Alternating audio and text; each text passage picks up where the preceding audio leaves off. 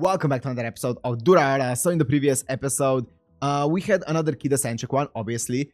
And the biggest thing that happened in the previous one was Kida found out that Mikado is actually the leader of the dollars, which I feel like that's going to be a huge variable in the entire, I guess, relationship between the friend group. Because now Anri knows that Kida is the leader of the yellow scars. Kida knows that Mikado is the leader of the dollars, and Mikado doesn't really know much. I feel like he is definitely the most chill, laid back, and almost naive person out of the group so far, right? But apart from that, you guys also clarified the question that I had in the previous episode, which is that chat room that we're seeing is actually a public chat room, and the dollars one is actually just a forum that we haven't actually seen much of. There is a dollars forum, but this one is not it. This is just a public chat room that is for anyone to use, which is, I kind of merged those two together into one thing. They're not the same thing, so you guys clarified that. Thank you for that. But yeah, so that means that basically Saika, or I guess Anri, isn't confirmed to be in the dollars at all. Everyone else, I feel like that we've been seeing in that chat room has been part of the dollars, I think, right? At least for the past, like, I don't know, 15 episodes or so. But yeah, apart from Anri is not part of the dollars. At least not confirmed to us. So yeah. It's not, I've been thinking about this. I don't think it really means much to be part of the dollars, right? You just need to get invited, and that's it, right? Anyone can just invite you, give you the password, and you're part of it. There's no, like, responsibilities for being a part of it. It's not like yellow scars that have actual meetings and stuff. And it's obviously not like slashers, which are kind of compelled to be in the group. It's kind of like chill. It's just like something that you're like, well, yeah, I guess I'm a part of the dollars. So yeah, even if Anri was part of the dollars, it wouldn't really mean much, right? It would just mean that someone invited her into it. But yeah, anyways, I wonder if Mikado's naiveness, I guess, is gonna come to bite him in the ass at some point soon. And also, I want to know what's gonna happen with Kida's character, because I feel like he is one of those characters that's like very subtly written. Like a lot of his quirks and stuff are pretty subtle compared to the other characters, and I'm really enjoying that. Like, I really am enjoying that. Like, all of his guilt that he's feeling, all of the wants for revenge that he's feeling, and like the anger that he wants to feel towards the blue boxes and stuff like that. It's really interesting, right? It's really cool. So I really want to know where it's gonna go. And obviously also he went back to Izaya to get the information and stuff, which I feel like it's a bit of a, it's gonna come to bite him in the ass as always, because Izaya is just a masterful manipulator. So let's see where the story goes from here on out. So if you want to watch this uncut and unblurred, as always, on Patreon down in the description, and let's go into Durarara episode 21.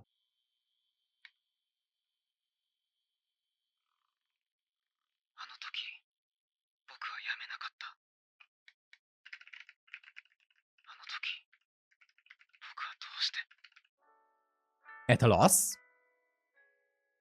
Who's at a loss? Oh. Takaguchi?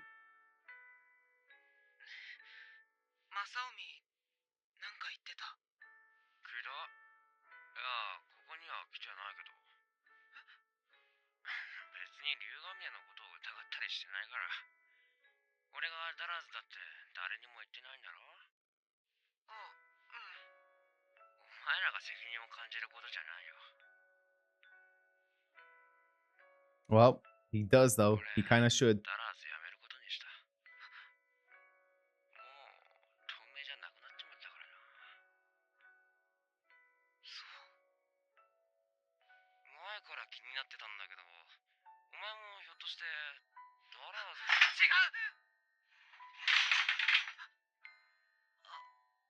う。 Here we go. We're starting to see the parallel, right? Mikado and Kida, as I said. Oh, Saki. あの日、あの人は言っていた。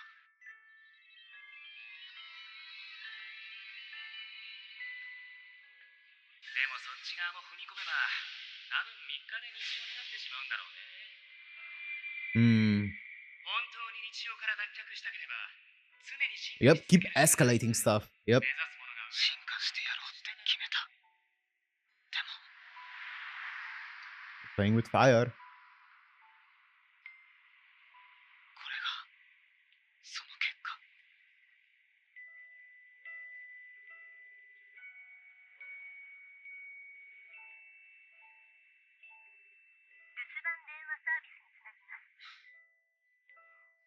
Kida? 聞いてなかった？俺小競り合いは禁止だって言ったよな。Oh, nice, Kida. 言ったよな。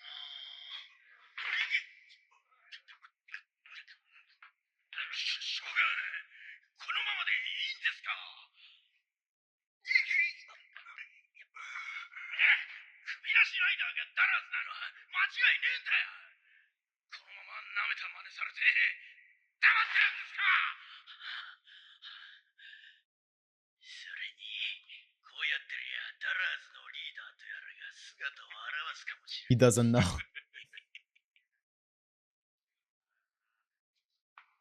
ラーズのリーダーについてはもう少し探りを入れてみる。確かなことがわかるまでおとなしくしてろ。 The absurdity of them talking about the leader and then him looking at like all of the missed calls from Mikado. どっちみちも止められやしねえよ。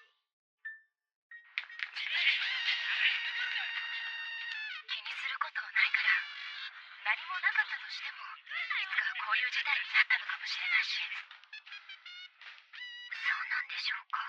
この町じゃああいう喧嘩はよくあることっていうか、同じ学校の子が襲われたのも誰のせいでもない。だから気にしないで。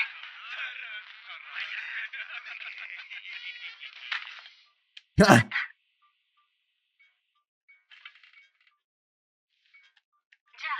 内緒モードから出るよ。いい？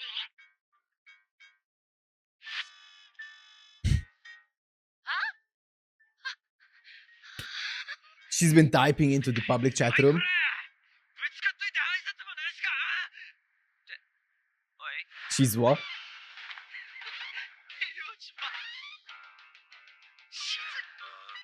おい、静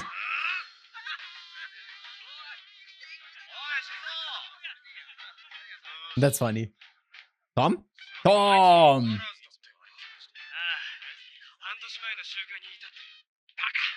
平和島静雄とロシアと黒人は例外なんだよ。 Fair enough. That's smart. ねえさ。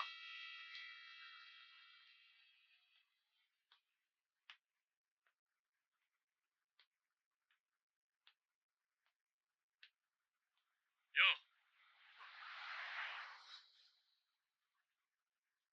う Van Gang. どうも。一人か？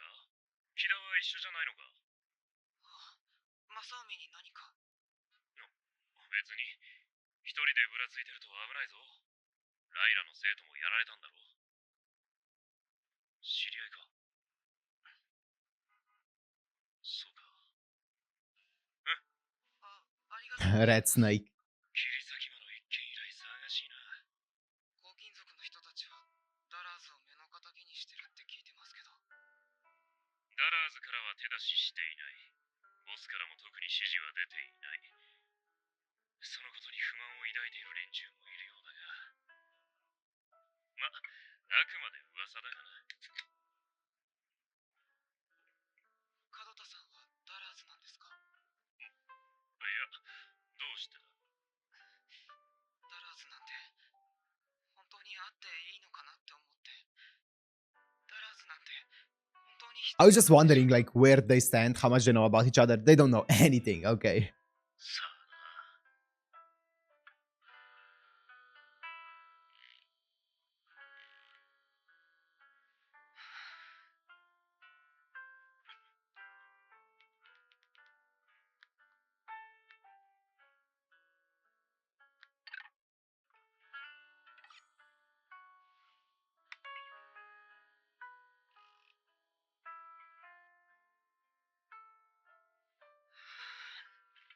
ミカドまでこんな時に。なるほど。君はサイか。園原杏里ちゃんと内緒モードでやり取り。 Okay, he knows about it as well. しかしどれだけ書き込んでもレスがない。まあ、事態が事態だし、よっぽど落ち込んでいるんだろうと思っていた。ところが、杏里ちゃんの携帯は通じないの？電電源を切ってるみたいだ。それにしても何なんだガンダってやつは。アンリちゃんを不安にさせるようなことばかり書いて。アンニちゃんってその原堂のお嬢さんだったよね。ああ、親父がサイカを売った古物商の娘さんか。Whoa! ダラーズのリーダーはその子の同級生で、黄金族にも友達がいる。 Wait, whoa! それにしても何なんだガンダってやつは。アンリちゃんを不安にさせるようなことばかり書いて。Well, yeah, he's an アンニちゃんっ instigator. てその原堂のお嬢さんだったよね。ああ、親父がサイカを売った。 The daughter of that antique salesman who sold Saika. Do you think it's... So I'm guessing he sold Saika to Shingen. Or he got Saika from Shingen and then sold it. You think it's... In my mind, you know, because we saw him being like extremely like a drunk who was beating up his family, right? I wonder if that happened after he sold Saika. Maybe he went crazy after selling it. Maybe it's kind of like you know, in Lord of the Rings, like the ring, like when you start getting used to the ring and then you get it off of you and you stay away from it, you start getting like you start becoming crazy. Maybe it's like one of those things where the second he sold Saika away, he started becoming more and more crazy and started heavily drinking and becoming violent. It doesn't excuse his behavior at all, but maybe it's one of those things. I don't know. Or it could be something else. I don't know. But interesting. Okay. 古物商の娘さんか。ね。ダラーズのリーダーはその子の Yes. 同級生で、黄金族にも友達がいる。 She has a friend in the yellow ミ scarves. カドがダラーズのリーダーだってことは、アンリちゃんは知らないんだ。とにかく3人は仲良しで、ダラーズの子と黄金族の子はお互いにそのことを知らない。多分、私も詳しいことは聞いてないんだ。すみません。何も聞かないでください。すみません。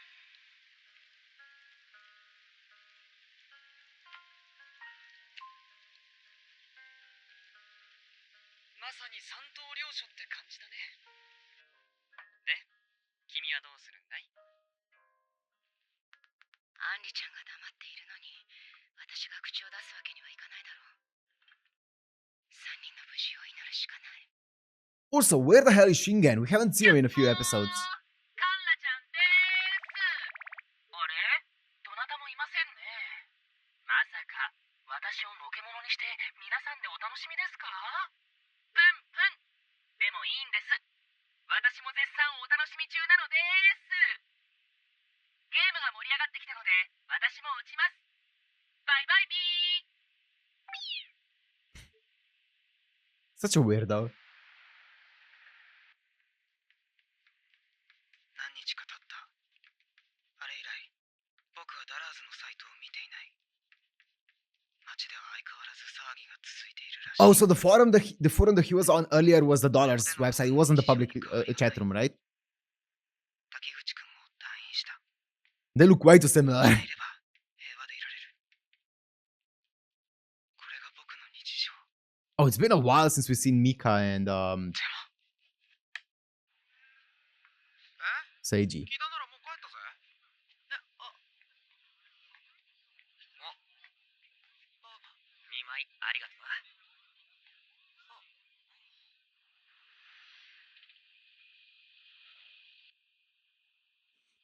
Yeah, it definitely seems like that was like a big wake-up call for Mikado. 私、今日はここで。そう。じゃあ、また明日。 Damn, bolted it. おめえダラーズだろ。違います。決まってんだよ、ダラーズって。 Saika? Nice. 今のうちに逃げて。 No. Yes. 何すんだおめえ。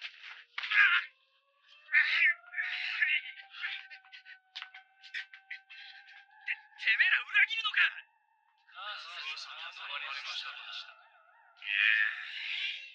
あなたたちを止めろと母さんに頼まれたんです。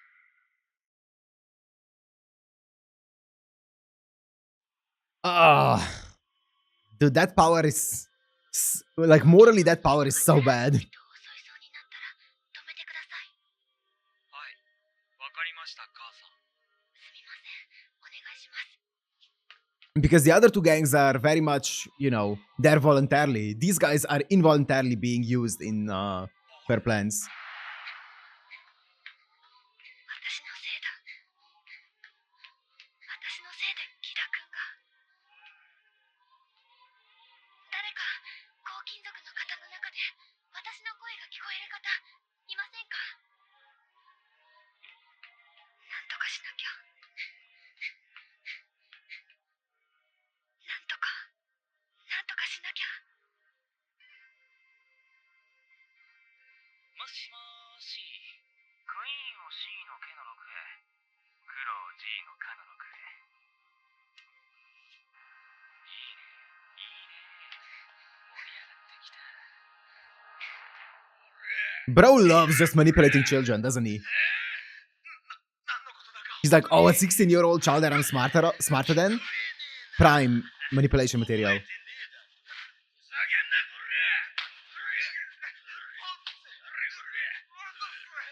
その辺にしとけって。それじゃ下のもんに示しが。Hmm. おめえら、本当に何も覚えてねえのか？気がついたらみんなが怒ってて。ほんとっす、ほんとっす。まさか催眠術？あなたはだんだん眠くなるってか。本当に催眠術かもしれませんよ。あ？だってダラーズには首なしライダーがいるから。Yeah, I was gonna say, they know about the Hell's Rider. なんだ？はい。こいつらが女と一緒にいるのを見ました。女？そういえば、俺も見ました。その女と会ってから、こいつら様子がおかしくなっちまった。Oh, that does not bode well for them. はい。ライラの制服を着て、メガネをかけていて。Don't say Big Boo. Oh no, he's gonna know who it is. 首なしライダーと乗り込んできた女もメガネだってな。いや、あいつもでかい。ありえねえ。お前、あの状態ありえねえよ。見てたな。おっしゃー！その女捕まえてよせ！言ったはずだ。小競り合いは禁止だってな。その女引っ張ってくれ、肩から。 Nice, good job. お前たちも分かったな。俺がいいって言うまで勝手に手出すんじゃねえぞ。はい。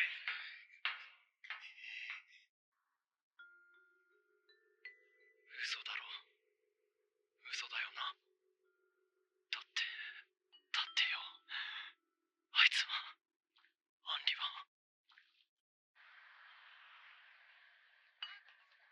Oh, he's putting it together. じゃあ逆に俺もノート見せる。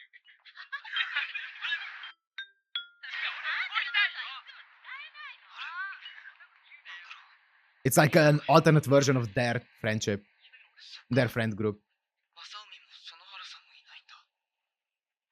一人でいるとこんなに広い町だったんだ。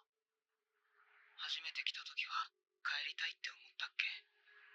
でも正臣に案内されているうちにいろんな人と出会っていろんなことを経験して、今ではすっかり自分の町になったような気がしていた。けどあの中にもきっとダラーズのメンバーがいる。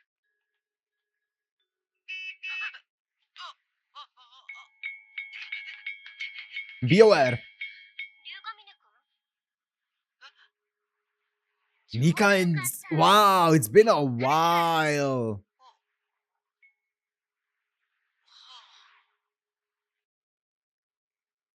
Sunshine City. ハリマさん、僕に話って。そうそう。最近アンリちゃんだけどさ、一体どうしたの？どうしたって何が？っとして龍神なく気づいてないの？ He's been off in his own world. アンリちゃんここしばらく悩んでたみたいだよ。私もさすがに気になったから聞いてみたんだけど、そしたらなんかもう大丈夫ですからの一点張りなんだもん。アンリちゃん昔から一人で抱え込むタイプじゃなかった。 I mean, yeah. で、龍神ねくんなら何か聞いてるんじゃないかなって思ったんだけどな。いや、僕は何も。そっか。今度聞いてみるよ。さ、何か分かったら教えてよね。それだけ。じゃ、行きましょう、セイジさん。 It's so wild thinking to how Seiji and Mikado, like their 龍 interaction 神ね、 all the way back during the meetup. お前さ、園原のこと好きなんだろ？あ、いや、なんで？ごまかすなよ。見てればわかるさ。本当に好きなら何があっても目をそらす。 Yep. 相手の何を知っても何を見ても目を背けるな。抱きしめた腕を絶対に離しちゃダメだ。それが愛すると決めた者の責任だ。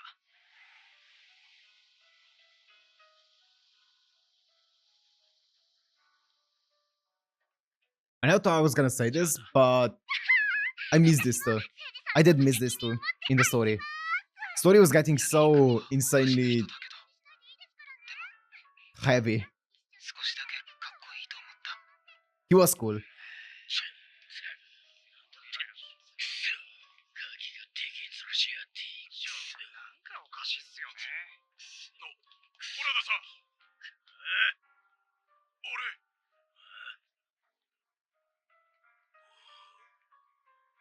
ライラの制服。メガネ。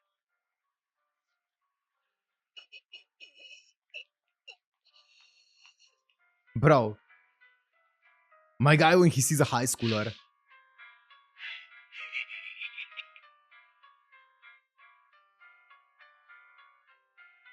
を知っても何を見ても目を背けない Mm, 責任。 responsibility. 園原さんが何かに悩んでいるなんて気がつかなかった。マサオミは気づいていたのかな。自分のことばっかりで何も見てなかったのかもしれない。 To be fair, you're in some deep stuff, so ダラーズのことも。僕はダラーズ nothing. の何を知ってるんだろう。 Completely okay. I have a lot of things to say. ダラーズをやめてしまわなかったんだろ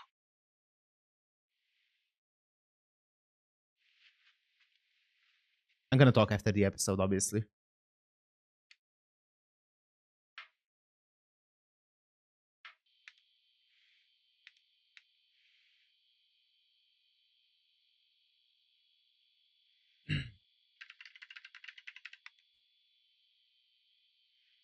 ダラーズ抜けます。いちいち書くな。高金属殺す。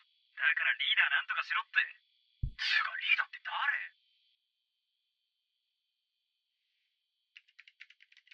ダラーズって会った方がいいと思いますか？ Anakataro. もういらねえ。やめるって言ってるだろ。だからいちいち書くなって。なくなるのは嫌。だからリーダーに何とかしてほしい。リーダーがダラーズを作ったんだから責任を取るべき。責任って何？上も下もないみんな自由。それがダラーズなんじゃないの？こういう時ばっかりボスを頼るな。そういえば昔こんな書き込みがあったのを覚えてる。ダラーズを自分たちの手でいいグループにしようって。悪いメンバーもいるけど気にするな。 I guess yeah, that was part of his plan that he wanted to do way early on. Yep.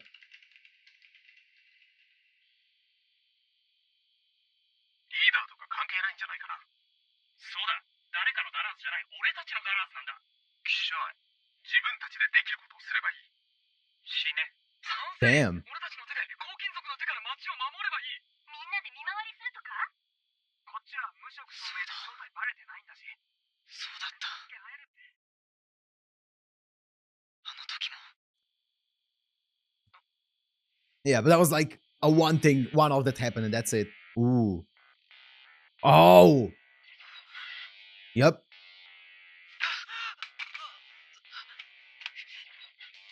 イラで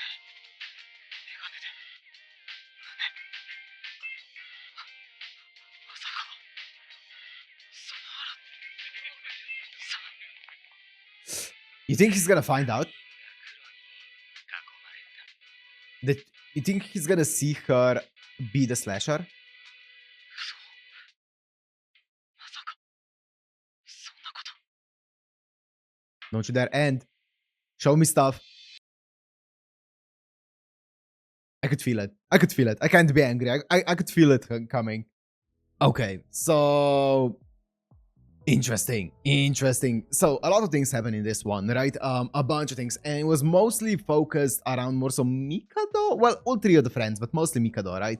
At least I feel like it was. So yeah, one thing that they brought up again, like up until this point, dollars didn't really do much. It was basically just like a Discord group, you know. That's it. They didn't really amount to much. It was like a Discord group of people, and they didn't really have any goal. They didn't have any kind of responsibility. Like they had one meetup, but that's like the same as having like a Discord meetup, you know.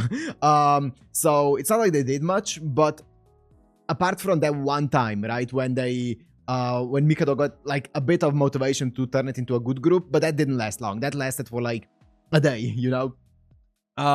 But yeah, now I guess he's seeing like what he can do with that power. Because yeah, as I said, I feel like after that meetup, like since that meetup, that was the only time where we actually saw him actually rally the dollars together to do something, right? And ever since then, they've just kind of like existed. Whereas I feel like the yellow scars, even though they also don't seem to have like a big like goal that they're striving for. I think they just exist because they want to be in a gang, and that's about it.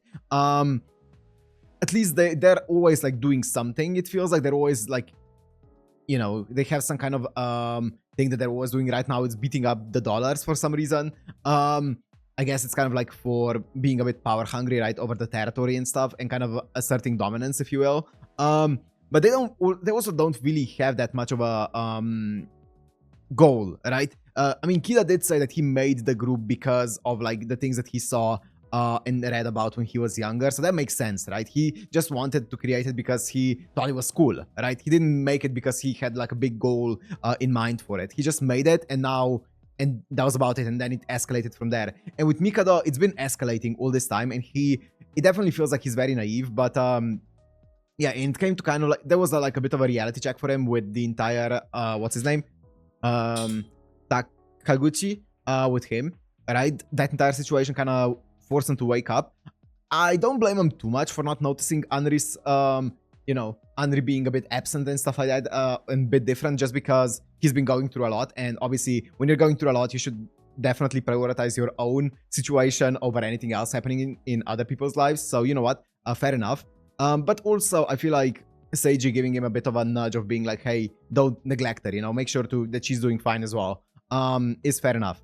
Yeah, that's also a good point. And I feel like he's definitely gonna go and help her probably in the next episode.